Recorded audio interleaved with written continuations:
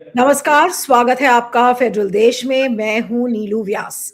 सुनेत्रा पवार अब महाराष्ट्र की उप मुख्यमंत्री हैं। उन्होंने शपथ ले ली है और उसके पहले उनको लेजिस्लेचर पार्टी का के लीडर के बतौर उनको चुना गया। और जितने भी अजीत पवार फैक्शन के जो नेता थे वो उन्होंने उनको अनअपोज्ड इलेक्ट किया। और जिस समय अभी बात कर रही हूं, अब खबर ये आ रही है कि शरद पवार के गुट के जो एमएलए थे, जो नेता थे, शरद पवार के घर पर उनकी बैठक चल रही है।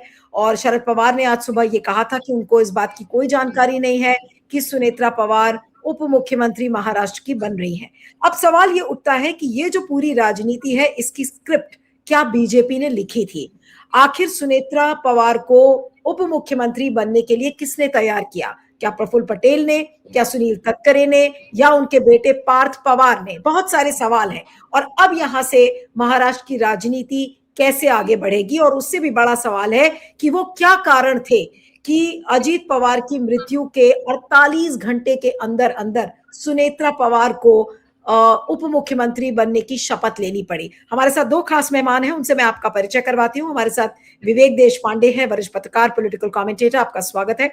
हमारे साथ अनय जोगलेकर हैं, वरिष्ठ पत्रकार, पॉलिटिकल कमेंटेटर, आपका स्वागत है। और विवेक से शुरू करूंगी कि विवेक, सबसे बड़ा सवाल यही है कि अब सुनेत्रा पवार उप मुख्यमंत्री तो बन गई हैं, डेप्यूटी सीएम बन गई वो महाराष्ट्र की, लेकिन चर्चा इस बात की हो रही है और लोगों में भी इस बात की चर्चा है कि आखिर 48 घंटे में ऐसी कौन सी मजबूरी आ गई थी कि उनका शपथ ग्रहण आज ही करवाना था?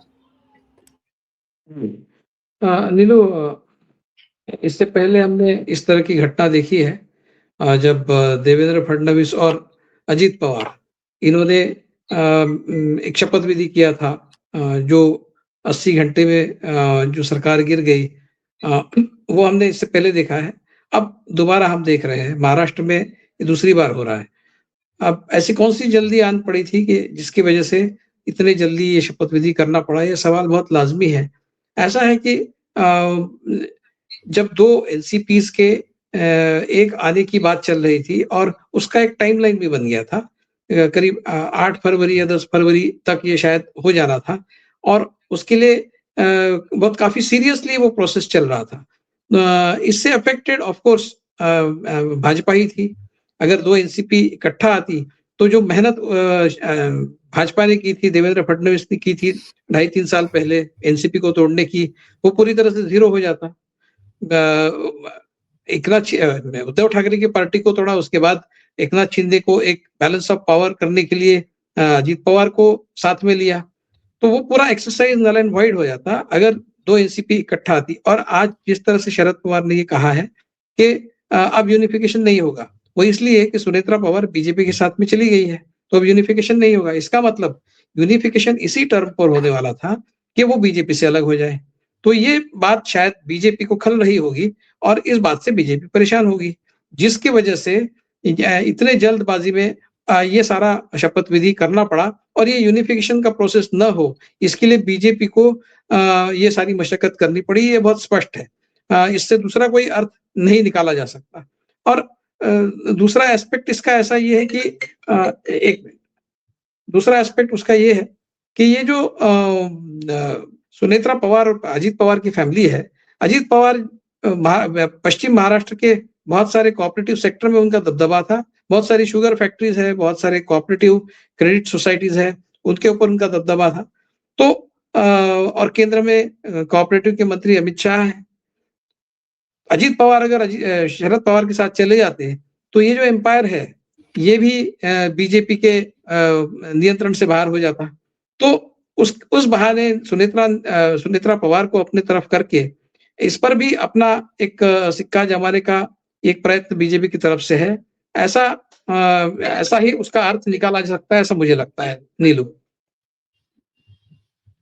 लेकिन विवेक, एक चीज और भी है कि सुनेत्रा पवार कैसे तैयार हुई, वो भी तो कह सकती थी ना कि अभी अभी मॉर्निंग का पीरियड है, अभी हम थोड़ा वेट कर सकते हैं। लेकिन उनको क्या ऐसी मजबूरी थी? और क्या उनके ऊपर, कई लोग ये कह रहे हैं कि शुगर लॉबी ने उनके ऊपर दबाव डाला, कुछ लोग ये कह रहे हैं कि नहीं, प्रफुल्ल पटेल सुनील तटकरे के ऊपर तरफ से दबाव आया था, तो आखिर फाइनल वर्ड किसका था जिसकी वजह से सुनेत्रा पवार मानी कि अब हमारे पास कोई ऑप्शन नहीं है सिवाय इसके कि हम डिप्टी सीएम बने?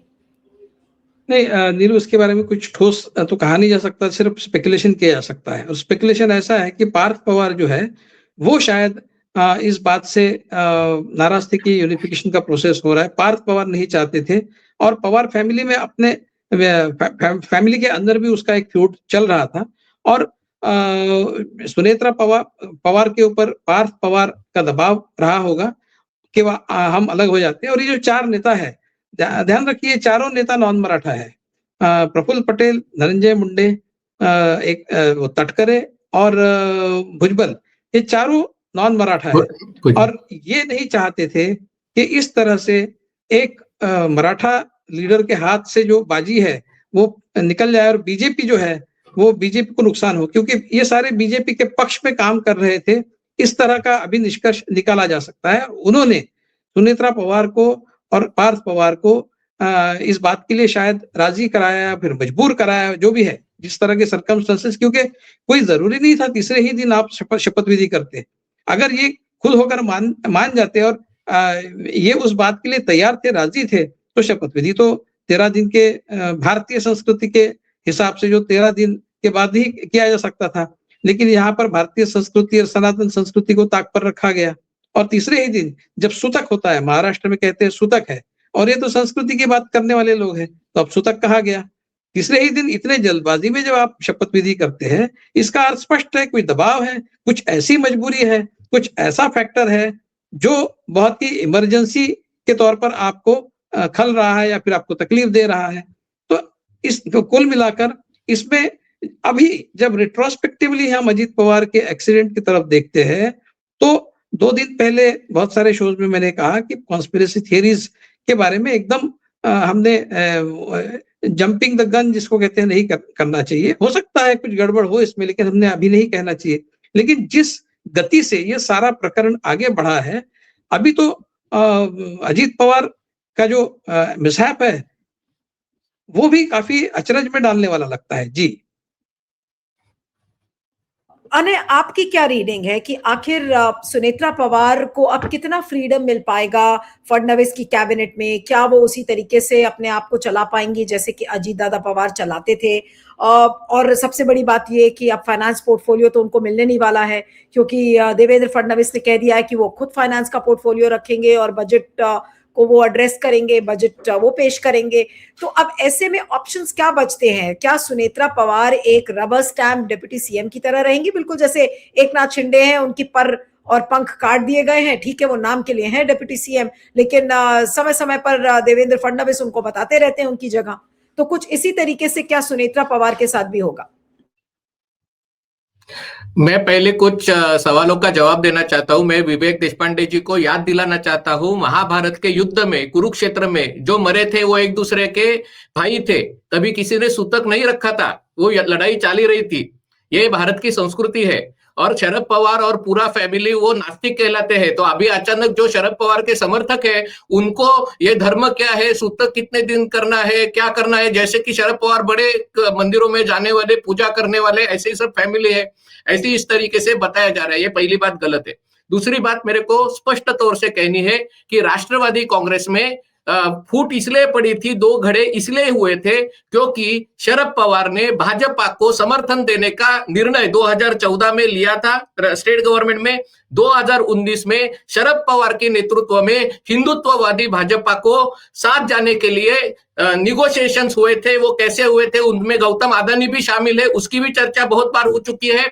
और उसके बावजूद भी जब शरद पवार ने अपना मन बना दिया कि भाजपा के साथ नहीं जाना है, तो राष्ट्रवादी के कांग्रेस के मेजॉरिटी ऑफ एमएलए उन्होंने डिसाइड किया कि अगर शरद पवार नहीं जाना चाहते हैं तो हम भाजपा के साथ जाएंगे। और ये जो मर्जर की या विलीनीकरण की जो चर्चा है वो पूरी पतंगबाजी है। जो कुछ ये लोग ये कह रहे हैं वो सिर्फ शरद पवार के घड़े के लोग कह रहे हैं कि ऐसे चर्चा हुई थी। ये चर्चा उद्धव ठाकरे ने जैसे कह रहे थे कि वो बंद कमरे के अंदर अमित शाह ने वचन दिया था मुख्यमंत्री पद देने का, मैंने नहीं देखा एक भी अजित पवार के साथ जो एमएलए है, एक भी नेता है वो कह रहे थे कि वो मर्जर होने वाला था। अगर ये मर्जर होने वाला रहेगा तो वो एक ही कंडीशन पे होने वाला था कि शरद पवार की पार्टी अजित पवार की पार्टी के साथ यानी ओरिजिनल राष्ट्रवादी के साथ मर्ज हो जाती और केंद्र में मोदी सरकार को सपोर्ट देती, क्योंकि राष्ट्रवादी कांग्रेस ये सत्ता में रहने के लिए ही पैदा हुई है, सत्ता के सिवा ये पार्टी जी नहीं सकती। और ये जो कहना है कि मर्जर होके ये दोनों राष्ट्रवादी कांग्रेस 3-3.5 साल अगले 3.5 साल सत्ता से अलग रहेंगे, ये मेरा विश्वास नहीं है। अभी आते हैं सुनेत्रा पवार जी की राजनीतिक भविष्यवाणी की ओर। मुझे लगता है कि सुनेत्रा पवार एक विटनेस रही है।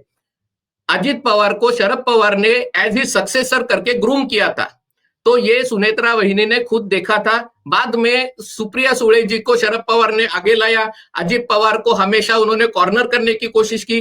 2019 में भाजपा के साथ जाने का निर्णय शरद पवार का था, लेकिन उसका खामियाजा, उसका सब जो राजकीय कीमत है वो अजित पवार को चुकानी पड़ी। उसके बाद में भी जो आज पवार फैमिली की बात कही जा रही है, 2024 के इलेक्शन में अजित दादा के खिलाफ, सुनेत्रा वहिनी के खिलाफ, बाकी आज जो सब बारामती में इकट्ठा हुए हैं सब लोग उनके खिलाफ लड़े थे। उनके खुद के सगे भाई के बेटे उनके खिलाफ लड़े थे, उनके बाकी के सब रोहित पवार और ये सब पवार फैमिली उनके खिलाफ लड़ी थी।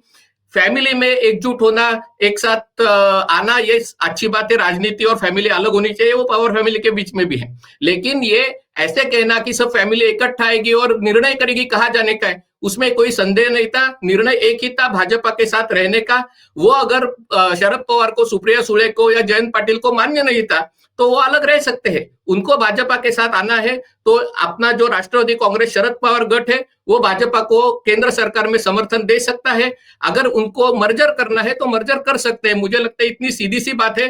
ये इसलिए hostile take over Ajit Dada की मृत्यु के बाद जो शरद पवार का गढ़ा था, उन्होंने पूरे पार्टी पर कंट्रोल करने की जब कोशिश आगे बढ़ाई गई, इसलिए ये इमरजेंसी में शपथ विधि करना पड़ा, क्योंकि ऐसे फैमिली को इकट्ठा करके आप ये बहुत क्लियरली कह रहे हैं कि शरद पवार के इंटेंशंस ठीक नहीं थे। उन्होंने सोचा कि अजीत पवार की मृत्यु के बाद एनसीपी को टेक ओवर कर लो, और इस टेक ओवर से बचने के लिए उनको जबरन इस तरीके के से शपथ दिलवाई गई।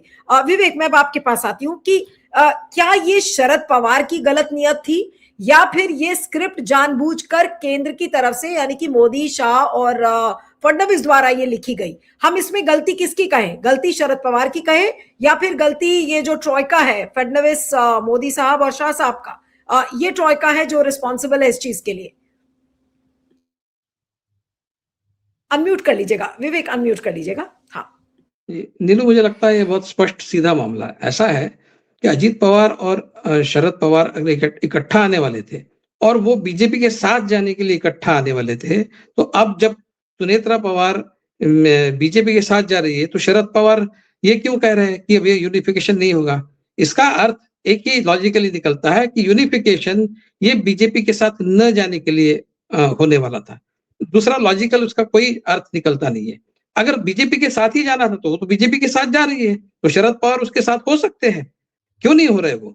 इसका अर्थ ये था कि बीजेपी के साथ न जाने के टर्म पर ही ये दोनों इकट्ठा आने वाले थे और यूनिफिकेशन होने वाला था। ये स्पष्ट है और वो नहीं हो रहा है। That has fallen through. इसलिए अब शरद पवार ने कहा कि अभी यूनिफिकेशन नहीं होगा, क्योंकि शरद पवार को बीजेपी के साथ नहीं जाना है। जाना होता तो आज भी चले जाते, वो क्यों नहीं जाते? और जहां तक जो मैंने सूतक की बात की थी, मैंने वो एनसीपी को लागू नहीं है। एनसीपी तो ठीक है, वो रिचुअलिस्टिक हिंदुइज्म को नहीं मानती, लेकिन बीजेपी तो मानती है। बीजेपी ने कहना चाहिए कि अभी सूतक, आप सूतक में है, आप हमारे यहाँ नहीं आ सकते। ये तो बीजेपी कह सकती है। संस्कृति का रक्षण तो बीजेपी को ही करना है। हाँ, तो सूतक का जहां तक सवाल है तो वो बीजेपी के लिए मैंने कहा था पॉइंट, एनसीपी के लिए नहीं। अभी सुनेत्रा पवार जो है, मैंने जैसे पहले कहा कि कुछ नेता एनसीपी में ऐसे हैं जो इस यूनिफिकेशन को नहीं चाहते थे और उनकी अपनी मजबूरियां हैं। प्रफुल्ल पटेल की क्या मजबूरी है हमको पता है, धनंजय मुंडे की क्या मजबूरी है हमको पता है, तटकरे की भी क्या है हमको पता है, ये सारे छगन भुजबल की क्या मजबूरी है हमको पता है, क्यों वो बीजेपी के साथ ही चिपके रहना चाहते हैं ये भी हमको पता है। लेकिन अजीत पवार फिर भी शरद पवार के साथ मिलकर पार्टी को एक बनाना चाहते थे, ये सच्चाई है। और ये बात जो है बहुत अनटेनेबल, बहुत सारे क्वार्टर्स में ये बात अनटेनेबल थी। इन चार नेताओं के लिए भी बात अनटेनेबल थी, बीजेपी के लिए भी ये बात अनटेनेबल थी, क्योंकि बीजेपी का किया कराया जो है पूरा उस पर पानी फिरने वाला था। तो ये सारे कौन अफेक्टेड पार्टीज थी यूनिफिकेशन की, ये देखना भी बहुत जरूरी है।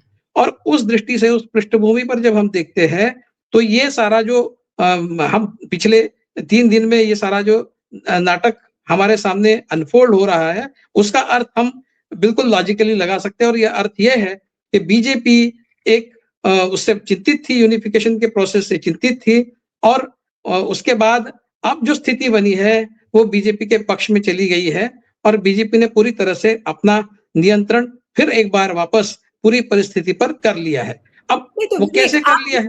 जी। आप ये कह रहे हैं कि अब सुनेत्रा पवार भले ही उप मुख्यमंत्री बन गई हो, लेकिन उनका जो रिमोट है वो फडणवीस, अमित शाह और मोदी जी के हाथ में ही होगा।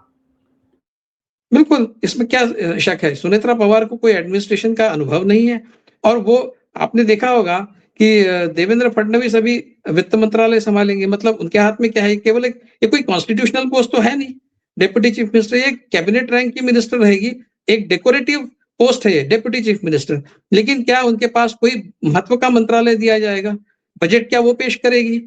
वो अगर होता है तो हम समझेंगे कि बीजेपी उनको कुछ तवज्जो दे रही है, लेकिन अगर केवल एक डेकोरेटिव पोस्ट और केवल पवार फैमिली, और इसमें ये उसमें ये डायनेस्टी वाला आर्ग्यूमेंट भी बीजेपी का जो है वो भी ध्वस्त होता है। देखिए, अगर आप डायनेस्टी पार्टी के खिलाफ है, डायनेस्टी के खिलाफ आप नहीं है, ऐसा हमेशा कहते हैं। इनके इनके पार्टी में भी बहुत डायनेस्टी वाले, लेकिन डायनेस्टी कंट्रोल पार्टीज नहीं चाहिए, ऐसा इनका कहना है। अब ये तो डायनेस्टी की बात हो गई, ये तो डायनेस्टी कंट्रोल पार्टी ही है ना। अजीत पवार की एनसीपी क्या है?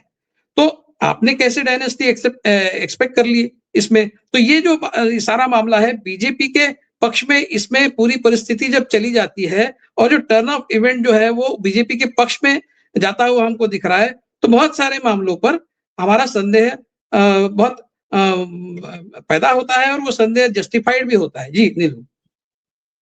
लेकिन आपको क्या लग रहा है एकनाथ शिंदे का क्या मूव होगा? अनय, आपके हिसाब से एकनाथ शिंदे भी तो ये सारी चीजें देख रहे होंगे। एकनाथ शिंदे के पास क्या विकल्प है? एकनाथ शिंदे और देवेंद्र फडणवीस के बीच में नहीं पड़ती, ये बात किसी से छुपी नहीं थी। लेकिन अब जब सुनेत्रा पवार अब उप मुख्यमंत्री बन जाएंगी, तो एकनाथ शिंदे का अगला पॉलिटिकल मूव क्या हो सकता है? मुझे मुझे लगता है ये एंटीसिपेटरी चीज है। अभी अगले 3-3.5 साल कोई भी चुनाव नहीं है, ये सच बात है। तो आप राजनीति में एक साथ रहते तो टेंशन बनी रहती है। जब भी वाजपेयी गवर्नमेंट है तभी भी अलायंसेस में टेंशन थी, जब भी यूपीए गवर्नमेंट थी तभी भी अलायंस में टेंशन है एक दूसरे के। कांग्रेस राष्ट्रवादी दोनों एक साथ थे।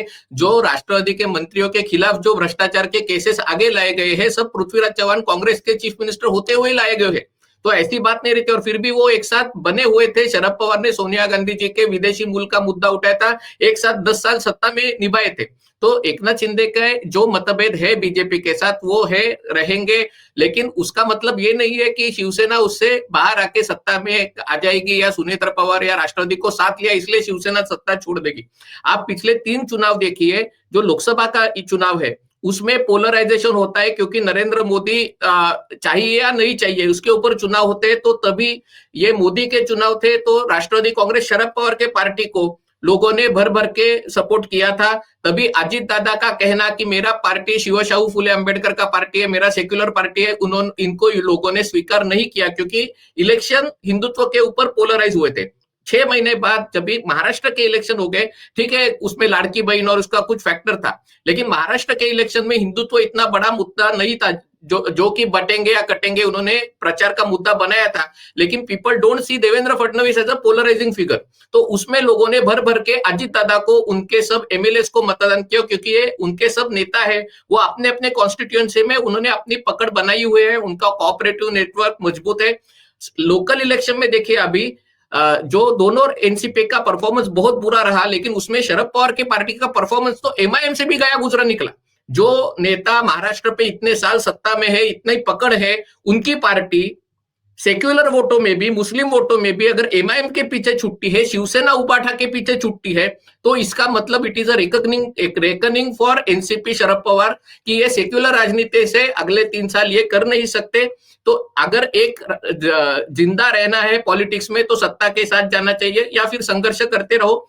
एकनाथ शिंदे की बात है, मुझे लगता है ये बात सही है कि सुनेत्रा पवार जी के आने से एकनाथ शिंदे की पोजीशन, बार्गेनिंग पावर कम हो गई है, थोड़ी बीजेपी अभी एनसीपी को ज्यादा तरीके से कंट्रोल कर सकती है, लेकिन उसका मतलब ये नहीं है अगले 3 साल में सेंट्रल गवर्नमेंट में क्या होता है, मोदी सरकार की लोकप्रियता कितनी रहती है, उसका भी उसके ऊपर फैक्टर है, क्योंकि बीजेपी की लोकप्रियता सेंट्रल गवर्नमेंट में कम होती जा रही है। स्टेट्स में वो चुनाव जीत रहे, लेकिन फेडरल इलेक्शन में उनको 240 सीट मिली है। तो अगर अगले चुनाव में बीजेपी 300 सीट की तरफ जाती है तो इनकी बार्गेनिंग पावर कम होगी। अगर मोदी जी की लोकप्रियता कम होती है सेंटर में, तो शिवसेना की भी और राष्ट्रवादी की, दोनों की लोकप्रियता बढ़ेगी, दोनों की बार्गेनिंग पावर उनकी बढ़ेगी। तो मुझे लगता है अगले 3 साल में इसका फैसला हो सकता है, उसके ऊपर आज चर्चा करने की जरूरत नहीं है। विवेक, लेकिन एक चीज और भी है, जब हम सुनेत्रा पवार की बात करते हैं, सुनेत्रा पवार में क्या इतनी क्षमता है कि वो अपने पूरे जितने एमएलएज हैं जो शरद पवार को छोड़कर अजीत दादा के कैंप में आए थे, उन सबको एकजुट इस समय रख पाएंगे, या फिर वो रिस्पॉन्सिबिलिटी प्रफुल्ल पटेल और सुनील तटकरे की होगी? सबसे बड़ी बात यह है कि अब सुनेत्रा पवार के उप मुख्यमंत्री बनने के बाद क्या गारंटी है कि उनके एमएलए टूट कर नहीं जाएंगे? हो सकता है कुछ बीजेपी चले जाए, हो सकता है कुछ शरद पवार तोड़ ले। अब अभी जब हम बात कर रहे हैं, समय शरद पवार के घर पर एक बैठक चल रही है, हालांकि उस बैठक के डिटेल्स नहीं आए हैं सामने, लेकिन कैसे रखेंगी एकजुट अपने फैक्शन को सुनेत्रा? क्या ये एक चुनौती नहीं है उनके सामने? देखिए, मैं सुनेत्रा पवार के किसी भी कैपेबिलिटी को कम नहीं समझता। आज पता नहीं है उनकी क्या कैपेसिटी है, वो क्या कर सकती है, क्या नहीं। सोनिया गांधी के बारे में भी इसी तरह से उस समय कयास लगाए जा रहे थे, लेकिन सोनिया गांधी ने अच्छी कमान संभाली, उन्होंने अच्छी राजनीति की और कांग्रेस पार्टी को उन्होंने इकट्ठा रखा और उनका नेतृत्व कांग्रेस पार्टी ने मान्य भी किया था। तो सुनेत्रा पवार वो नहीं कर सकती, ऐसा आज कहना ये मुझे लगता है कि ठीक नहीं होगा। हमको थोड़ा-सा इंतज़ार करना पड़ेगा और उनकी कैपेसिटी क्या है, उसके लिए उनको मौका देना पड़ेगा, समय देना पड़ेगा। हो सकता है वो करे भी और ना भी करे। हो सकता है कि जब तक वो उनको इस पूरी परिस्थिति का हैंग ना आ जाए, तब तक जो उनके पॉलिटिकल मैनेजर्स हैं, प्रफुल्ल पटेल है, तटकरे हैं, ये सारे स्थिति को सँभालेंगे। और हो सकता है कि उसके बाद फिर वो जैसे ही उसमें पॉलिटिक्स में मैच्योर हो जाएगी, वो अपने आप सँभाल लेगी और उनका बेटा भी है पार्थ। तो आज ये कह देना कि ये बिल्कुल काबिलियत नहीं रखती, ये मुझे लगता है कि गलत होगा। तो थोड़ा-सा इंतज़ार करेंगे और उनके कैपेसिटी का अंदाज़ आने तक फिर उसके बाद फिर हम उनके कॉम्पिटेंस की बात करेंगे। आज तो उनको मौका देना बहुत ज़रूरी है, जो बीजेपी ने दिया है। अब वो साबित करने का दारोमदार उनके ऊपर है, वो कितना अपने आप को साबित करती है। ये भी हो सकता है कि वो फिगर हेड बन के एक डेकोरेटिव पोस्ट संभालती रहेगी और उनका नाम आगे करके बीजेपी ये सारे कोऑपरेटिव सेक्टर में और ये पश्चिम महाराष्ट्र के इलाके में अपनी राजनीति करेगी, उनके नाम का इस्तेमाल करेगी। ये भी हो सकता है। तो क्या होता है ये आने वाले समय में हमको पता चलेगा नीलू। लेकिन जो मर्जर की बात थी, अनय, आपको लगता है, क्योंकि ये सारी बातें कही जा रही थी कि शरद पवार का गुट और अजीत पवार का गुट एक साथ आने को हो रहा था, उस मर्जर को न होने देने की वजह से ही ये सारा जो ये स्क्रिप्ट प्ले आउट कर रहा है, ये वो वजह है। लेकिन अब सवाल उठता है कि क्या अभी शरद पवार के गुट के नेता क्या सुनेत्रा पवार के कैंप में जा सकते हैं? क्या उसकी पॉसिबिलिटी है? मुझे लगता है ये जब भी स्थानिक चुनाव हो गए तभी दोनों राष्ट्रवादी के दोनों धड़ों को ये बात ये पता चली कि हम अलग रह के जीत नहीं सकते, यानी क्योंकि दोनों को एक भी म्युनिसिपल कॉर्पोरेशन में जीत नहीं मिली, तो इसलिए उनकी एक साथ आने की चर्चा हुई। ये बात सच है, लेकिन एक साथ आने की चर्चा का मतलब ये नहीं है कि एक साथ आके सरकार के खिलाफ विपक्ष में जाके बैठे। ये सब बनाई गई हुई कहानी ऐसे मुझे लगता है। दूसरी बात है, अगर वो एक साथ आते हैं तो पार्टी पर नियंत्रण किसका रहेगा? अगर अजीत दादा के नेतृत्व में वो एक साथ आते थे, क्योंकि ये राष्ट्रवादी कांग्रेस क्यों टूटी, जो एक बीजेपी के साथ जाने का सवाल है, उसके अलावा और भी एक सवाल है कि राष्ट्रवादी कांग्रेस का शरद पवार का सक्सेसर अजीत पवार रहेंगे या सुप्रिया सुळे रहेंगे। और शरद पवार की इच्छा थी कि ये सक्सेसर सुप्रिया सुळे रहनी चाहिए, इसलिए वो अलगाव बाद में उसका पार्टी का टुकड़े हो गए। अभी ऐसी संभावना बन रही थी कि राष्ट्रवादी कांग्रेस एक साथ आए, सुनेत्रा ताई को उप मुख्यमंत्री पद देने के लिए शरद पवार के किसी साथी का ऑपोजिशन नहीं था, लेकिन पार्टी एक साथ आती है तो उसका नेतृत्व सुप्रिया सुळे या शरद पवार कैंप में से कोई करे, इसलिए वो लोग कोशिश कर रहे थे। ये मुझे लगता है प्रफुल्ल पटेल और ये जो बाकी 4 लोग हैं उनके साथ थे, जो उनके लाइक कोर कमांडर्स है, छगन भुजबल है, प्रफुल्ल पटेल है, सुनील तटकरे और धनंजय मुंडे, जिन्होंने अजित दादा का पहले रेबेलियन में भी साथ दिया था, उनको वो एक्सेप्ट होने वाली नहीं थी, क्योंकि वो केंद्र सरकार में, मोदी सरकार में प्रफुल्ल पटेल पार्टी रिप्रेजेंट कर रहे हैं। तो इसीलिए मुझे लगता है कि उन्होंने एक जल्दी में आके उन्होंने ये किया। ये एक बात रखनी चाहिए, राष्ट्रवादी कांग्रेस यानी सिर्फ पवार फैमिली नहीं है, ये जो 30-40 लोग हैं उनका भी राजनीतिक करियर है, उनकी भी पार्टीज है, उनका भी सक्सेस है। अगर उनको लगता है कि उनका फ्यूचर बीजेपी के साथ जाने में है तो ये फ्यूचर है। मुझे लगता है कि आने वाले समय में अगर कुछ होगा तो जो शरद पवार जी ने अगर केंद्र सरकार में बीजेपी को सपोर्ट करने का डिसीजन नहीं लिया, तो मुझे डर है कि उनके कोई मेंबर्स ऑफ पार्लियामेंट दिल्ली में और यहाँ के एमएलए एक साथ आके आइदर वो अजित पवार के पार्टी में यानी एनसीपी में आ जाएंगे या नहीं तो बीजेपी में मर्ज हो जाएंगे। मुझे नहीं लगता है सुनेत्रा ताई के एमएलए बीजेपी में मर्ज हो जाएंगे, वो शायद 3-4 साल बाद हो जाएगा, लेकिन अभी के नियर फ्यूचर में मुझे लगता है डर ये बात है कि शरद पवार के साथ ही बीजेपी के साथ आ जाए, इसीलिए ये सब ड्रामा होते हुए दिख रहा है, ऐसे मुझे लग रहा है। ओके, अब अंत में क्या कहेंगे सुप्रिया, अब क्या असली लड़ाई जो वेस्टर्न महाराष्ट्र में है वो सुप्रिया सूले बनाम सुनेत्रा पवार की होगी आने वाले दिनों में, और कैसे अपने आप को रीइन्वेंट करेंगी सुप्रिया सूले, वो भी एक बड़ा सवाल है विवेक। अंत में मेरा आखिरी सवाल आपसे यही है कि अब आने वाले दिनों में या महीनों में या कुछ सालों में हम क्या देखेंगे कि क्या, क्योंकि Supriya was very active at the centre और वो दिल्ली अपना उनका आना जाना, जर्नलिस्ट से मेल मिलाव रखना, इस तरीके की चीजें, और वो जो स्टेट की सारी चीजें थी वो अजीत पवार करते थे, लेकिन अब उनके एब्सेंस में, और क्योंकि अब सुनेत्रा पवार अब उप मुख्यमंत्री हो गई हैं, तो अब सुप्रिया सूले अपनी राजनीति को कैसे बदलेंगी?